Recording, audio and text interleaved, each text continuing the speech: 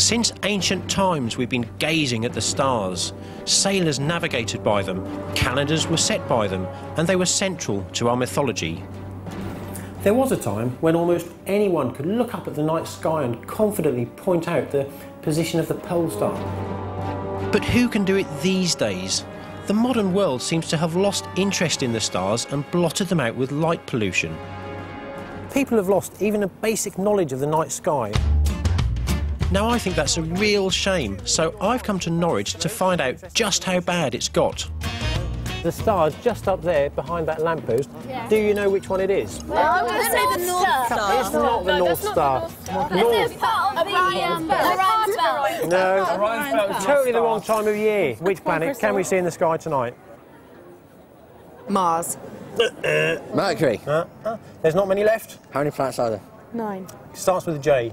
Jupiter. Fantastic. You were guessing though, weren't you? No. What about the Earth? How long does it take the Earth to go around the Sun?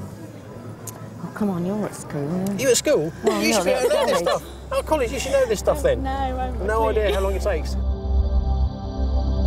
Well, as it's the International Year of Astronomy, I'm determined to get people looking up again. So One Show viewers have volunteered to come to a field outside Norwich to learn the ropes. It's 1 o'clock in the morning and we're using special low-light cameras to show you clear images of the night sky. We've brought you out here so you can actually really appreciate what the stars are like. And as you can see, we've got a fantastic clear sky. But what we're going to do is we're going to start off by pointing out some really prominent, easy-to-find constellations. So we're going to start off with the easiest one of all, and that's the Plough. Now, do any of you know how to find that?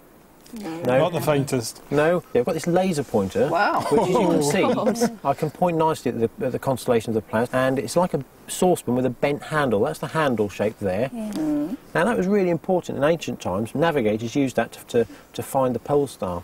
If you take the 2 stars at the very end of the Plough, and if you follow those 2 stars all the way up to that star, it's the pole star. I mean, we can always use that star to find where north is because it always lies due north from wherever you are in the north. So it's not the North Star then?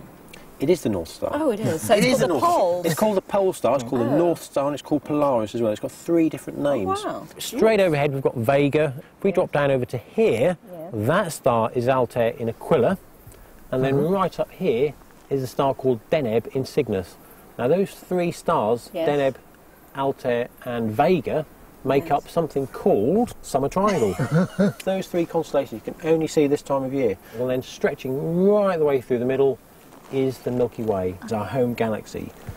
Just over towards the east, you can now see Jupiter nice and that's very clear it's now. nice and clear. Just in time for us. It's 400 years since Galileo observed that Jupiter had 4 moons orbiting it. This was to change our understanding as it proved that celestial bodies invisible to the naked eye existed and that Earth played a much less significant role in the universe than we'd thought. If we then move up, we're actually in the constellation of Andromeda, and just about there is the Andromeda Galaxy with about 1 trillion stars.